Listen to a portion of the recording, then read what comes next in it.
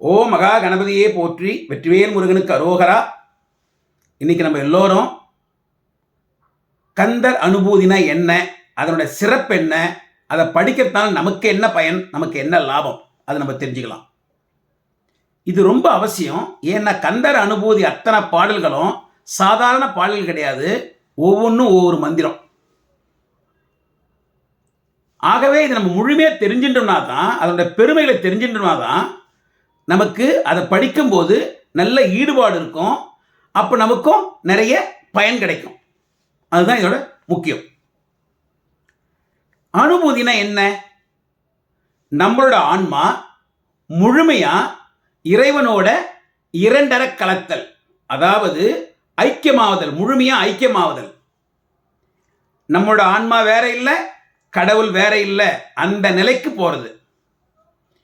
இது சிவனோட போனோம்னா அதுக்கு பேர் சிவானுபூதி. முருகனோட போகும்போது கந்தர் அனுபூதி. அந்த அனுபூதி நிலையில் சென்றவர் முருக பக்தர், நம்ம அருணகிரிநாதர். அவர் கொடுத்த பாடல்கள், அனுபூதி அடைந்த பிறகு அவர் கொடுத்த பாடல்கள் கந்தர் அனுபூதின்னு சொல்லப்படுது. அதில் மொத்தமாக 51 பாடல்கள் இருக்கு. அந்த 51 பாடல்களும் 51 எழுத்து மந்திரங்களாக போற்றப்படுகிறது. இது எந்த அளவுக்கு சிறப்பு வாய்ந்ததுன்னா, எல்லோருக்கும் தெரியும், சைவ திருமுறைகள் 12, அதில் 10வது திருமுறை திருமூலர் கொடுத்த திருமந்திரம். அந்த திருமந்திரத்துக்கு இணையாக சமமாக பார்க்கப்படுது இந்த கந்தர் அனுபூதி. அப்படின்னா இது எந்த அளவுக்கு சிறப்பு வாய்ந்தது அப்படின்னு நம்ம தெரிஞ்சுக்கலாம். இங்க நம்ம ஒரு ஒற்றுமை பார்க்கணும்.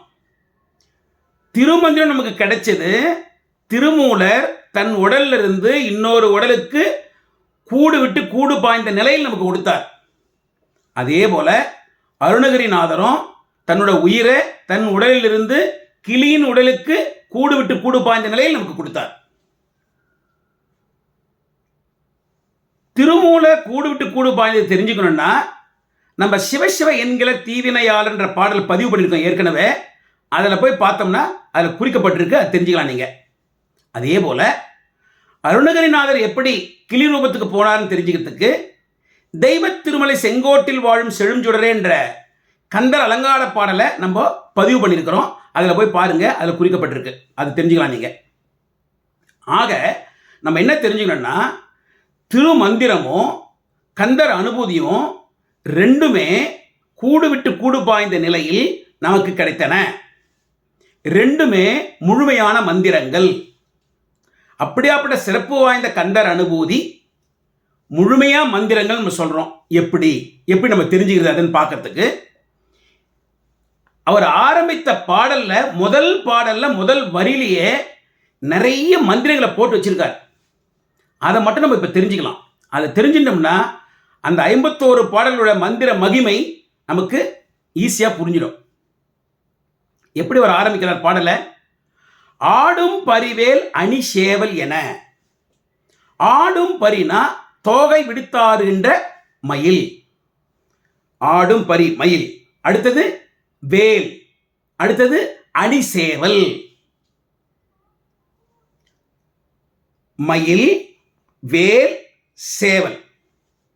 மயிலும் வேலும் துணை, மயிலும் வேலும் சேவலும் துணை அப்படிங்கிற மகா மந்திரத்தை முதல் வரியிலேயே பொருத்தியிருக்கார். இது ஒரு விஷயம். ரெண்டாவது, இது தோகை விடுத்தார் என்ற மயில் நம்ம சொன்னோம். இந்த மயில் தோகை விடுத்து ஆடும்போது ஒரு காலை மட்டும் தூக்கிச்சுன்னா நம்ம ஓம்னு எழுதுறோம் பாருங்க, அதே போல இருக்கும். அதாவது மயில் ஓம் என்ற பிரணவ மந்திரத்தின் வரி வடிவம், அதாவது விந்து. சேவல் அதனுடைய குரலை எழுப்பும் பொழுது அந்த ஓசை இந்த ஓங்காரத்தின் நாதமாக இருக்குது. அதாவது மயிலும் சேவலும் சேர்ந்து ஓங்காரத்தின் நாதமாகவும் விந்தாகவும் இருக்குது, நாத விந்து. இந்த ஓங்காரத்தை நம்ம முழுமையாக தெரிஞ்சுக்கணும்னா, அதாவது பிரணவத்தை நம்ம தெரிஞ்சுக்கணும்னா நமக்கு ஞானம் வேணும். அந்த ஞானத்தை கொடுக்கக்கூடியது தான் முருகன் கையில் இருக்கிற வேல். அந்த வேலே ஞானம் தான். மயிலை வச்சாரு முதல்ல, அடுத்தது வேலு, அதுக்கப்புறம் சேவல் வச்சிருக்காரு. இந்த ஓங்காரத்துக்கு இடையில வேலை வச்சு, அதாவது ஞானத்தை கொடுத்து நமக்கு ஓங்காரத்தின் பொருளை உணர்த்துகிறார். இது 2வது மிகச்சிறந்த மந்திர குறிப்பு. 3வதா இந்த பாடல் எப்படி ஆரம்பிக்குது? ஆடும்னு ஆரம்பிக்குது. இந்த ஓம் சொல்றோம் இல்லையா, அதை பிரிச்சோம்னா ஆ உ இம் அப்படி வரும். அதே போல இங்க ஆடும்ல ஆல ஆ இருக்கு, டூல இட் பிளஸ் ஊ இருக்கு, இம் இம் இருக்கு. ஆடும்ல ஆ உ இம் இருக்கு. அதாவது பிரணவமாகிய ஓங்காரத்தை பிரிச்சு எழுதுனா ஆ உ இம், அது அதை வச்சுதான் ஆரம்பிச்சிருக்கார் பாடலையே. ஆக இந்த முதல் வரி ஆரம்பிக்கும் பொழுது ஓங்காரமாகிய பிரணவத்தை வச்சு ஆரம்பிச்சிருக்கிறார். 1. 2வது வேலும் மயிலும் துணை, வேலும் மயிலும் சேவலும் துணை என்ற மகா மந்திரத்தை பொறுத்திருக்கிறார். 3வதா இந்த ஓங்காரமாகிய பிரணவத்தை நம்ம புரிஞ்சுக்கிறதுக்கு, ஞானத்தை கொடுக்கறதுக்கு வேலையும் அதில் வச்சிருக்கிறார். இந்த ஒரே ஒரு வரியில இவ்வளவு மந்திரங்களை வச்சிருக்காருன்னா, மற்ற எல்லா பாடலும் நம்ம படிக்கும் பொழுது எந்த அளவுக்கு அதில் மந்திரம் இருக்கும் அப்படின்றது நமக்கு இப்போ முழுமையாக விளங்கியிருக்கும். சரி, இதை படிக்கிறதால நமக்கு என்ன லாபம்? அதையும் அவர் கடைசி பாடல்ல கடைசி வரியில கொடுத்திருக்கிறார்.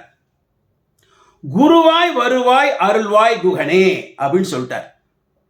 எப்படி நீங்க சிவபெருமானுக்கு தன் தந்தைக்கு குருவா பிரணவத்தை ஓதுனீங்க இல்லையா, அந்த மாதிரி நீங்க குருவா வந்து, இதுதான் நம்மளோட இதயம் தான் குகை, அந்த குகைக்குள்ள இருக்கிறவன் தான் முருகன் குகன். எங்க இதய குகையில வந்து எங்களுக்கு அருள் கொடுத்து குருவா வந்து இங்க வந்து உட்கார்ந்து அருள் கொடுங்க. அந்த அருள் நமக்கு கிடைச்சதுன்னா நமக்கு ஈகபர சுகம் கிடைச்சிடும். இந்த பிறவியில நமக்கு தேவையான செல்வங்களும் நமக்கு கிடைச்சிடும். இந்த பிறவி முடிஞ்சு நல்ல சந்தோஷம் கிடைக்கணும், முக்தி கிடைக்கிறதுக்கும் வழி கிடைச்சிடும். அதுதான் அருள். அதாவது அருள் ஞானம் கிடைச்சிடும், செல்வமும் கிடைக்கும், அருள் ஞானமும் கிடைச்சிடும். இந்த கந்தர் அனுபூதி படிக்க படிக்க இது 2ம் கிடைக்கும். சரி, இப்போ நமக்குள்ள ஒரு கேள்வி எழலாம். இந்த அனுபூதி நிலையை மகான்கள் தான் அடைய முடியுதா? நம்மளால முடியுமா? நம்ம மாதிரியான சாதாரண மக்களால் முடியுமா முடியாதா அப்படின்னு பார்த்தா முடியும். அதுக்கு ஒரு வேலை இருக்கு. இந்த பற்றுன்னு சொல்றோம் இல்லையா, பாசம், அதில் 2 வகை இருக்கு, புறப்பற்று அகப்பற்று. இந்த 2 பற்றியும் யாரால விளக்க முடியுதோ முழுமையா, அவங்களால இந்த அனுபூதி நிலைக்கு போக முடியும். இந்த அனுபூதி நிலைக்கு போயிட்டோம்னா அந்த நிலையில இருக்கிற சொல்றது எல்லாமே மந்திரங்களா இருக்கும். அருணகிரிநாதர் சொன்ன மாதிரி. எப்படி இது இந்த நிலைக்கு போறது? நம்ம அதுக்கும் வழி அதிலே சொல்றாரு, அவர் மந்திரங்களே சொல்றார். தானம் பண்ணணும். ஒரு உதாரணத்துக்கு, நம்ம கையில் ஒரு அழகான பேனா, விலை உயர்ந்த பேனா நம்ம கிட்ட இருக்கு, அழகா எழுதும், நமக்கு ரொம்ப பிடிச்ச பேனா. வீட்டுக்கு யாரோ ஒருத்தர் வராங்க, அதை பார்க்குறாங்க, அவங்க அதை ஆசைப்படுறாங்க. நம்ம என்ன பண்ணுறோம்? உங்களுக்கு நான் வேணுமா, இது வச்சுக்கங்க அப்படின்னு இந்த பேனாவை எடுத்து கொடுத்துட்றோம் அப்படின்னு வச்சுக்கலாம். அப்படி கொடுத்துட்டோம்னா அந்த விலை உயர்ந்த அழகான நமக்கு ரொம்ப பிடித்த அந்த பேனாவு மேலே இருந்த பற்று, ஆசை, அதுலேருந்து நம்ம வெளியே வந்துட்டோம். அது ஏன்னா அவங்க கொடுத்துட்டுமே. இந்த தானம் கொடுத்தாலே அந்த பொருள் மேலே நமக்கு பற்று இல்லை, அதனால தான் கொடுத்துட்டோம். இந்த பேனான்றது வெளியில் இருக்கிற பொருள், அதனால் அது புறப்பற்று. அதாவது நம்ம வச்சுட்டு இருக்கோமே, நிலம், வீடு, மனைவி, கணவன், மக்கள், மகள், மகன், உறவினர்கள், இவங்கெல்லாம் வெளியில் இருக்கிறவங்க, அவங்க மேலே வச்சிருக்கிற பற்று, பாசத்துக்கு பேர் புறப்பற்று. இந்த பற்று விட்டு விலக வரணும்னா நம்ம இப்போ பேனாவை உதவி தானம் கொடுத்தோமே, அந்த மாதிரி நிறைய பொருள் நம்ம தானம் கொடுக்கணும். முடிஞ்ச அளவுக்கு நம்ம தானம் கொடுக்கணும். தானம் கொடுக்க கொடுக்க கொடுக்க மெதுவாக இந்த புறப்பற்றிலிருந்து நம்ம வெளியே வரலாம். கொஞ்சம் கஷ்டமான வேலை, ஆனால் அதோட நிலையில் நம்ம போகணும். அதை போக போக மெதுவாக நம்ம வெளியே வரலாம், புறப்பட்டிலிருந்து வெளியே வரலாம். சரி, இந்த பேனாவை கொடுத்தோம்ல, கொடுத்துட்டு நம்ம என்ன நினைப்போம்? நான் தான் கொடுத்தேன் அப்படின்னு நினைப்போம். அதை நினைச்சாச்சுன்னா அந்த நான் தான் கொடுத்தேன் இருக்கு இல்லையா, அதுதான் அகப்பற்று. நம்ம நம்ம மேலே நமக்கு ரொம்ப ஆசை, அதாவது நம்ம உயிர் மேலே நமக்கு ரொம்ப ஆசை, அதுதான் அகப்பற்று. நான் தான் கொடுத்தேன்னு சொல்கிறோம் இல்லையா, அந்த நான் தான் கொடுத்தேன்ற அந்த நிலையிலிருந்து நம்ம வெளியே வரணும். அந்த நிலையிலிருந்து வெளியே வந்தாதான் இந்த அகப்பற்று போகும். அதுக்கு அவர் வழி சொல்றார். என்ன சொல்றார்? கரவாது இடுவாய், நீங்க மறைச்சு வைக்காம தானம் பண்ணுங்க. கரவாது இடுவாய், வடிவேல் இறைதால் நினைவாய். முருகக்கடவுளோட இரு திருத்தாள்களை நினைச்சுக்குங்க. நீங்க யாருக்கு தானம் பண்ணாலும் தானம் பண்ணும்போது முருகன், இது முருகன் எனக்கு கொடுத்தான், முருகன் வடிவில் இன்னொருத்தர் கேட்குறாரு, அவருக்கு நான் அதை கொடுத்துட்டேன், கடவுளோட நினைவில் அதை கொடுத்துட்டீங்கன்னா நான் தான் கொடுத்தேன்ற சொல்லுக்கு இடம் இல்லை. அப்போ அந்த அகப்பற்று கொஞ்சம் கொஞ்சமாக வெளியே போகும். அதாவது மற்றவங்களுக்கு நம்ம தானம் பண்ணணும், அதை கடவுள் பெயரால் பண்ணணும், அப்போ கடவுளை நினைச்சிட்டு பண்ணணும். அப்போ நமக்கு அகப்பற்றும் போகும், புறப்பற்றும் போகும். இந்த ரெண்டு பற்றுகளும் போயிடுச்சுன்னா நம்ம கொஞ்சம் கொஞ்சமாக அந்த நிலைக்கு போகலாம். எந்த நிலைக்கு? அனுபூதி நிலைக்கு போகலாம். அப்போ கடவுளோடு நம்ம ஐக்கியமாகலாம். இதுதான் வழி. இந்த மாதிரி ஒவ்வொரு பாடல்லையும் அனுபூதியில் மந்திரங்கள், அந்த தன்மைகளை நல்லா புதைச்சி வச்சிருக்கார். அது எல்லா பாடலும் படிக்கணும். நம்ம எல்லா பாடலும் படிக்கிறதுக்கு முடிஞ்சவங்களுக்கு பண்ணலாம், அப்படி இல்லாதவங்களுக்கு இந்த புத்தகத்தில் தேர்ந்தெடுத்து ஒரு 4 பாடல்கள் தான் கொடுத்துருக்குறோம். இனி வர பதிவீடில் அந்த பாடல் நம்ம பார்க்கலாம். முடிஞ்சவங்க 51 பாடலும் படிங்க, முடியாதவங்க இந்த 4 பாடல் மட்டும் தெரிஞ்சுக்குங்க. அது திரும்ப திரும்ப படிங்க. தானம் பண்ணுங்க. தானம் பண்ணும்போது சொன்ன மாதிரி நம்ம இந்த கோவிலெலாம் தானம் மட்டும் பேர் போட்டுக்கிறோமே, அதெல்லாம் போடாதீங்க.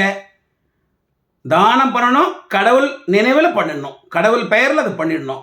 பேரை போட்டிங்கன்னா நான் தான் கொடுத்தேன்னு ஆகிடும், அந்த அகப்பற்று போகவே போகாது. அதை போகணும்னா நீங்கள் பெயர் போடக்கூடாது, அப்படியே தானம் பண்ணுங்க. அவ்வளவு சிறந்த பாடல்லாம் இருக்குது இந்த கந்தர் அனுபூதியில். எல்லோரும் இதை பாடணும். வேலும் மயிலும் சேவலும் துணை, வெற்றிவேல் முருகனுக்கு அரோகரா. தவறாமல் உங்களோட பதிவுகளை கருத்துக்களை அந்த கமெண்ட் செக்ஷனில் பதிவு பண்ணுங்க, எங்களுக்கு உதவியாக இருக்கும். வெற்றிவேல் முருகனுக்கு அரோகரா. குருவாய் வருவாய் அருள்வாய் குகனே போற்றி போற்றி போற்றி போற்றி.